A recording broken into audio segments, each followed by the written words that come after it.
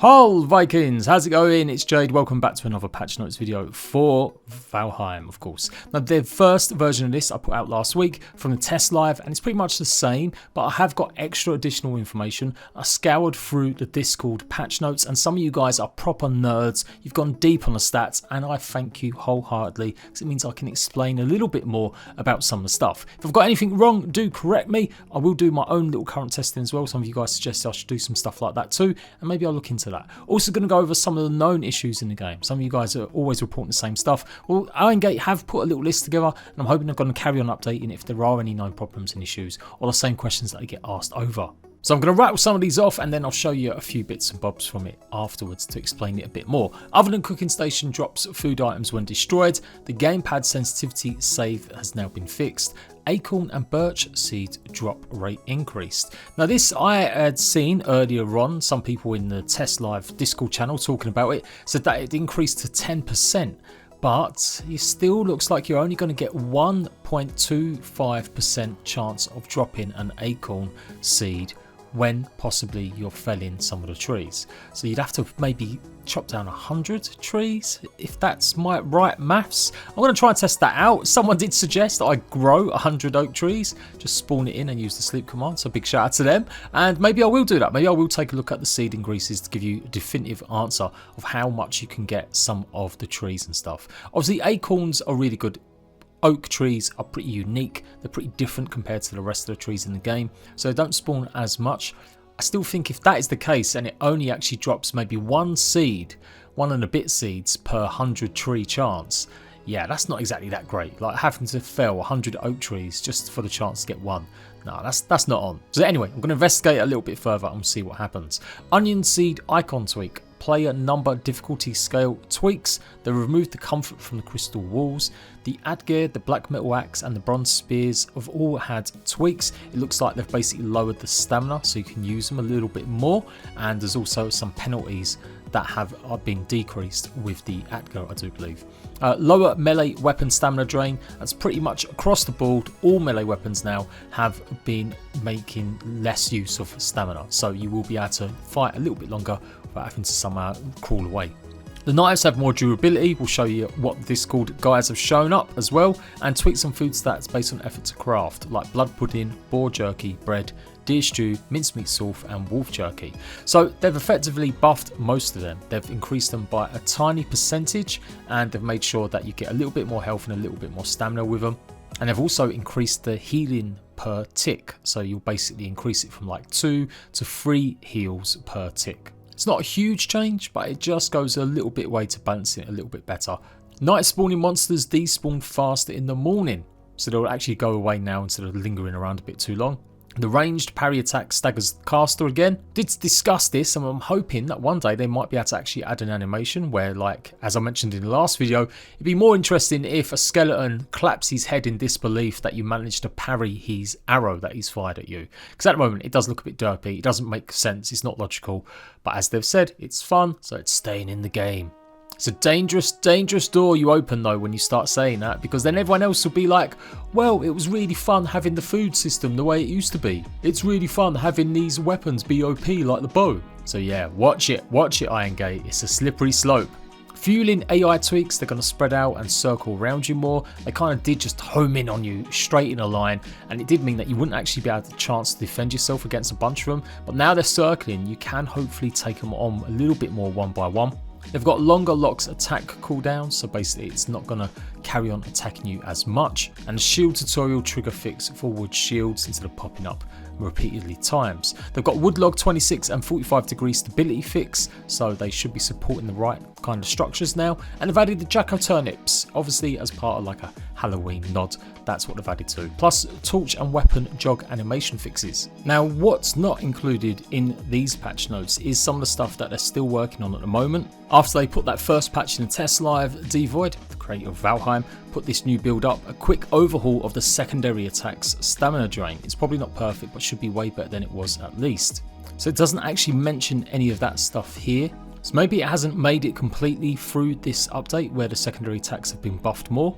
Maybe we'll get that coming in the next few days, or it simply wasn't added to these patch notes. So Luma, one of the devs, also added this as well, the Yat gear, the black metal axe, the bronze spear tweaks. Pretty much the movement speed reduction on one of the Yat gears was set to 10%. It was changed to 5% to be the same as the rest. So it seems like the Yat gear was actually not being as good as it could be compared to the rest of the weapons. The block power on the axe was set to 0, and the bronze spear had a weird stamina drain value previously. It should now scale similar to the other weapons and tiers. And for the food changes, well, boar jerky is now health 23, stamina 23, duration 1800 seconds, regeneration of 2. Deer stew is health 45, stamina 15, duration of 1500, regen 3. Mincemeat sauce, health 40, stamina 13, duration 1500, regen 3, and wolf jerky, health 33, stamina 33, duration 1800 seconds, regen 3.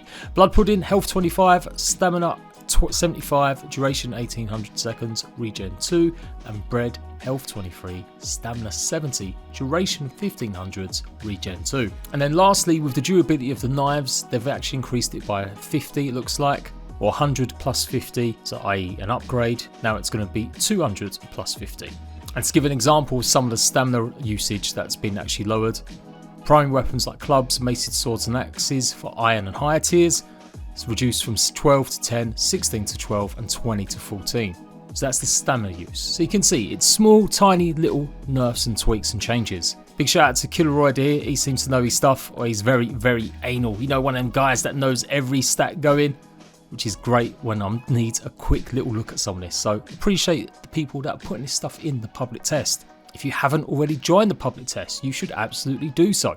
vaLHEIM does have it a bit weird. You've got to join Discord, click on the public test, and then look in the pinned messages for the password. And then I do mention this pretty much every time I show it off. Go to properties, go to the betas, and then put the password in, check the code, and then it should open up with the public test version, which I'm going to go back to because for some reason I had left it. So, common issues in Hearth and Home. Lots of you guys have been having the same problems, and the Iron Gate developers, Smithy, one of the community manager helpers and Q&A dudes, he has put out this list on Steam just so you guys know it's not just you, they know about the issues, or hopefully they can help you remedy them as well. So basically, mods. Yeah, anytime you get an exception error like Unity Crash Handler 64 or accept Steam APID, that is something to do with one of your mods not being updated. So make sure your mods are updated before you start venting at vaLHEIM that they haven't done something. It's down to the modders.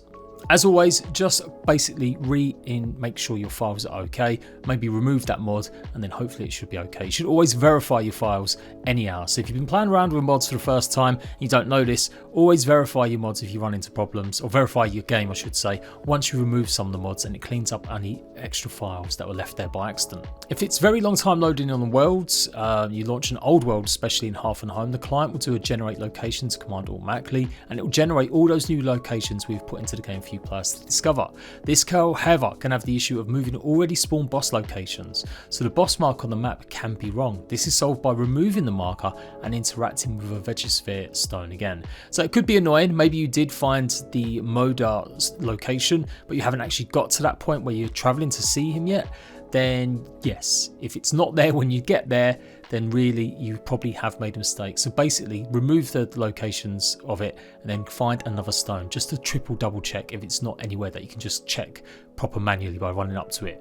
Fire related equipment, the smelter, blast furnace, oven and charcoal kiln now produce smoke that needs to be ventilated out, just like the brand new bathtub. If it cannot go anywhere, the equipment will stop working in periods or look like it's flickering. Obviously there is a auto pickup, you should know this by now, playing the game for a few weeks. The toggle for this is now V. Grills, if you want to cook meat quickly while you sleep, although it does do it pretty quickly, just like other stuff, basically you can smelt a lot of the resources, the ores, into ingots while you sleep.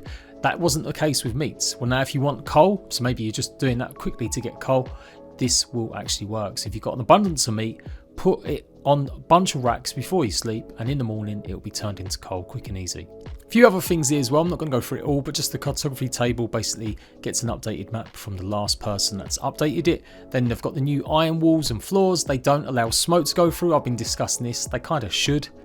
And then just a few reminders about the slaughter system and vaLHEIM running the CPU, GPU hot. Maybe make sure that you've got VSync on if you are experiencing any problems with that. Although it's a low poly game, it does use a lot of high-end systems like the lighting. So yeah, just a couple of things. I like this. I think vaLHEIM and iRoGate should do this more. Keep us up to date with known problems and issues.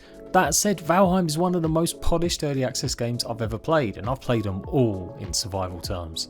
Like literally, I can't say I've seen a billion comments on my videos or on forums saying that there's problems with the game. So yeah, a little bit of a hand clap for the devs for actually prioritising, making sure the game runs well and not just loading it with content that breaks all the time, aka ARC. So there we go, that is the patch that everyone will now enjoy.